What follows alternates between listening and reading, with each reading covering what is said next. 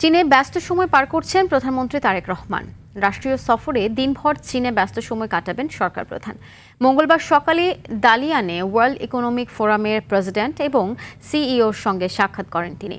স্থানীয় সময় বিকেলে জলবায়ু বিষয়ক সেমিনারে যোগ দেবেন প্রধানমন্ত্রী। এছাড়াও চীনের স্টেট কাউন্সিলের প্রিমিয়ার কর্তৃক স্বাগত সংবর্ধনায় যোগ দেওয়ার কথা রয়েছে তারেক রহমানের।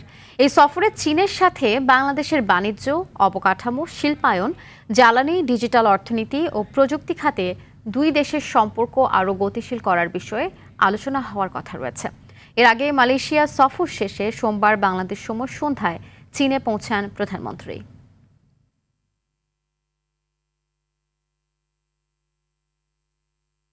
প্রধানমন্ত্রী সফরের সবশেষ খবর চীন থেকে জানাচ্ছেন সহকর্মী মাইদুর রহমান রুবেল। সকাল থেকে ব্যস্ত সময় পার করছেন প্রধানমন্ত্রী তারেক রহমান। তিনি চীনের ডালিয়ান প্রদেশে ওয়ার্ল্ড ইকোনমিক ফোরামের সাথে বৈঠকটি সম্পন্ন করেছেন। সেখানে ওয়ার্ল্ড ইকোনমিক ফোরামের প্রেসিডেন্ট এবং সিইওর সাথে বেশ কিছু গুরুত্বপূর্ণ বিষয়ে আলোচনা হয়েছে বলে আমরা জানতে পেরেছি। এরপর একটি দ্বিপাক্ষিক বৈঠক অনুষ্ঠিত হয়েছে। সেখানেও বেশ কিছু স্বার্থ সংশ্লিষ্ট বিষয় নিয়ে আলোচনা হয়েছে বলে জানা গেছে। বাংলাদেশে চীনের বিনিয়োগকে নিশ্চিত করতে চায় বাংলাদেশের নতুন সরকার, এমনটি জানিয়েছেন তার সফর সঙ্গীরা। মূলত আমরা যেটি জানতে পেরেছি যে এখন তিনি মধ্যাহ্নভোজে আছেন। মধ্যাহ্নভোজ শেষ করে তিনি সেইখানে তাকে আরও একটি সংবর্ধনা দেওয়ার কথা রয়েছে। এছাড়া জলবায়ু পরিবর্তন নিয়ে আরও একটি গুরুত্বপূর্ণ সম্মেলনে অংশ নেওয়ার কথা রয়েছে আজকে, এবং সেটি শেষ করে আজকের দিনের কর্মসূচি শেষ করা হবে। এবং আগামীকাল ডালিয়ান প্রদেশে বেশ কিছু অনুষ্ঠানে তার যোগ দেওয়ার কথা রয়েছে। এবং আগামীকাল দুপুরের পর মধ্যাহ্নভোজ শেষ করে একটি হাই স্পিড বুলেট ট্রেনে করে ডালিয়ান থেকে বেইজিংয়ে রওনা হবেন প্রধানমন্ত্রী তারেক রহমান। তারপরে আগামীকালকার দিনের কর্মসূচি শেষ হওয়ার পর আগামী পরশুদিন এই এলাকায় বেইজিংয়ে মূলত কয়েকটি বাণিজ্যের চুক্তির হওয়ার কথা রয়েছে।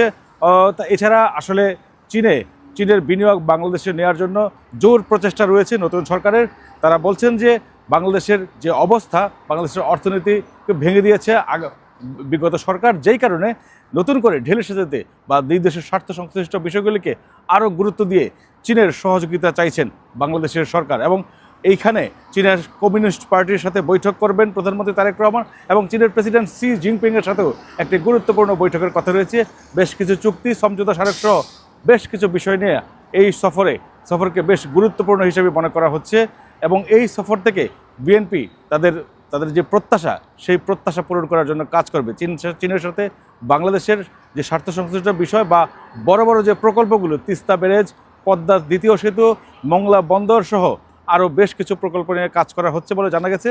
এবং বাংলাদেশে নতুন করে একটি বড় রেল প্রকল্পের কথাও কিন্তু এখন পর্যন্ত শোনা যাচ্ছে।